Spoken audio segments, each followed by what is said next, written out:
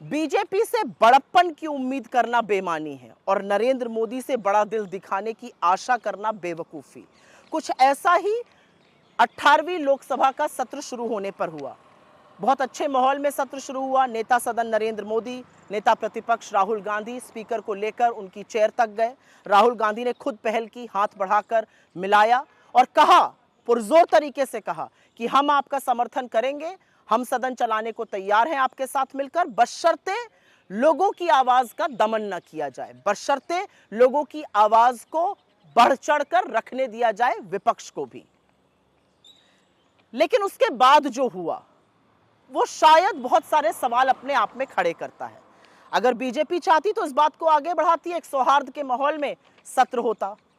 लेकिन उसके बाद स्पीकर ने, नवनियुक्त नवनिर्वाचित स्पीकर ओम बिरला जी ने इमरजेंसी पर प्रस्ताव पारित किया, 49 साल पहले की इमरजेंसी पर।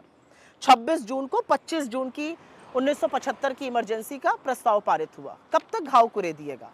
और उसके बाद आज 27 जून को राष्ट्रपति महोदया ने सरकार द्वारा लिखित अभिभाषण में उन्होंने भी इमरजेंसी का जिक्र किया। 27 जून को 25 जून 1975 की इमरजेंसी का जिक्र किया।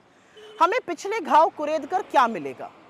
और एक सच ये भी है कि इमरजेंसी लगाना बहुत बड़ी गलती थी, ये खुद इंदिरा जी ने माना था और उसके बाद लोकतांत्रिक चुनाव भी कराए। इमरजेंसी से कोई वास्ता ना होने पर भी राहुल गांधी जी ने इमरजेंसी को गलत कहा और ऐसा कभी दोबारा ना हो, इसीलिए वो संविधान को बचाने में, संविधान को सर्वोपरि रखने के लिए प्रतिबद्ध हैं। लेकिन क्योंकि अब आपने छेड़ ही दिया है तो चलिए कुछ सवाल पूछ लिए जाते हैं और बिना उन सवालों को पूछे आज बात बनेगी नहीं। एक सत्र में एक साथ 146 सांसदों को निलंबित करना, क्या यह इमरजेंसी नहीं है? विपक्षी सांसदों के माइक को बंद कर देना, क्या यह इमरजेंसी नहीं है? मणिपुर पर राहुल गांधी के 14 मिनट के वक्तव्य में 11 मिनट तक ओम बिरला को दिखाना, क्या यह इमरजेंसी नहीं है? आज 51 मिनट के राष्ट्रपति के अभिभाषण में 6 बार नेता प्रतिपक्ष राहुल गांधी और 73 बार नरेंद्र मोदी को दिखाना, क्या यह इमरजेंसी नहीं है? जो सदन संविधान से चलता है वहां पर जय संविधान बोलना और उस पर आपत्ति जताना स्पीकर का, क्या यह इमरजेंसी नहीं है? क्या यह इमरजेंसी नहीं है कि काले कृषि कानून हो गए, सीए हो गया, भारतीय सुरक्षा संहिता हो गई, भारतीय न्याय संहिता हो गई, भारतीय साक्ष्य अधिनियम हो गया, ये सब बड़े बड़े जबरन वॉइस वोट से पास कराना इमरजेंसी नहीं है? क्या 35% बिल 1 घंटे से कम की चर्चा पर पास करा देना इमरजेंसी नहीं है? क्या मात्र 16% बिल को स्थायी समितियों को भेजना इमरजेंसी नहीं है?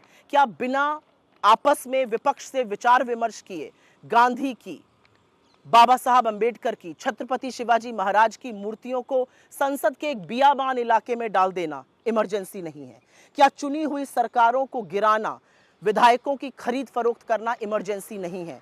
क्या चुनाव के ठीक पहले 2-2 मुख्यमंत्रियों को जेल में डाल देना, मुख्य विपक्षी पार्टी के खाते बंद कर देना इमरजेंसी नहीं है? क्या विपक्ष के पीछे सीबीआई, ईडी, इनकम टैक्स जैसी एजेंसियों को छोड़ देना इमरजेंसी नहीं है? क्या विपक्ष के सांसदों के, अपने खुद के मंत्रियों के, जजों के, अफसरों की जासूसी पेगासस से कराना इमरजेंसी नहीं है? ऐसे बहुत सारे सवाल उठेंगे। सवाल तो वो भी बहुत सारे उठेंगे कि 1 साल से जलते हुए मणिपुर को उसके हाल पर छोड़ देना, क्या ये इमरजेंसी नहीं है? चीनी अतिक्रमण के खिलाफ आक्रोशित लद्दाख की तरफ मुड़कर भी ना देखना, क्या ये इमरजेंसी नहीं है? 750 किसानों की शहादत हो जाने देना, उनको दिल्ली की सीमा पर पड़े रहने देना 1.25 साल, क्या ये इमरजेंसी नहीं है? लखीमपुर किसान नरसंहार के मुख्य अभियुक्त के पिता को गृह राज्य मंत्री बनाए रखना, क्या ये इमरजेंसी नहीं है? क्या ये इमरजेंसी नहीं है कि छात्र अगर बेरोजगारी से त्रस्त होकर प्रदर्शन करें तो उन पर लाठीचार्ज किया जाता है, अगर धरना प्रदर्शन करें तो उनको जेल में भेजा जाता है, क्या ये इमरजेंसी नहीं है? पेपर लीक पर पेपर लीक होना, परीक्षाओं पर परीक्षाएं रद्द होना, क्या ये इमरजेंसी नहीं है? ऐसे बहुत सारे सवाल उठेंगे। ऐसे बहुत सारे सवाल उठेंगे कि क्या 21 साल की क्लाइमेट एक्टिविस्ट को गिरफ्तार करना, साजिश बताना देश के खिलाफ, ये इमरजेंसी नहीं है? क्या मीडिया को चरण वंदन के लिए मजबूर करना इमरजेंसी नहीं है? असहज सत्य दिखाने वाले मीडिया को जेल में डाल देना, क्या ये इमरजेंसी नहीं है? अधिकांश मुख्यधारा के मीडिया को अपने कब्जे में कर लेना और सोशल मीडिया पर शिकंजा कसने की कोशिश करना, यूट्यूब चैनल्स को रेगुलेट करने की कोशिश करना, क्या ये इमरजेंसी नहीं है? बहुत सारी बातें हैं जो पूछी जाएंगी और उसमें से एक बहुत बड़ी बात यह रहेगी कि मनमाने फरमानों से कभी नोटबंदी लगा देना, कभी लॉकडाउन लगा देना, कभी मजदूरों को चिलमिलाती धूप में पैदल चलवा देना, क्या यह इमरजेंसी नहीं है? और क्या हर बार औरतों के खिलाफ जब अपराध होता है और आरोपी के साथ आप खड़े होते हैं, संरक्षण आप देते हैं, क्या यह इमरजेंसी नहीं है? ऐसे बहुत सारी बातें हैं जिस पर सवाल पूछा जाएगा। लेकिन कब तक हम इमरजेंसी का नाम लेकर ध्यान भटकाते रहेंगे? इमरजेंसी गलत थी, इमरजेंसी नहीं लगनी चाहिए थी। आज 49 साल बाद युवा पूछ रहा है मेरी नौकरी का क्या हो रहा है। युवा पूछ रहा है पेपर लीक में एक के बाद एक लोग संलग्न होते जा रहे हैं, कुछ आपके घटक दल के नेता हैं, उनके बारे में क्या हो रहा है। युवा पूछ रहा है मेरे रोजगार के बारे में आपका क्या विचार है। पूछ रहे हैं लोग कि रेल हादसे कैसे रुकेंगे। पूछ रहे हैं लोग परीक्षाएं रद्द होनी कब बंद होंगी। पूछ रहे हैं लोग जम्मू कश्मीर में बड़ी बड़ी डींगे आपने हाँकी, कब वहां पर आतंकी मुठभेड़ें होनी बंद होंगी। ऐसे बहुत सारे सवालों का जवाब दीजिए।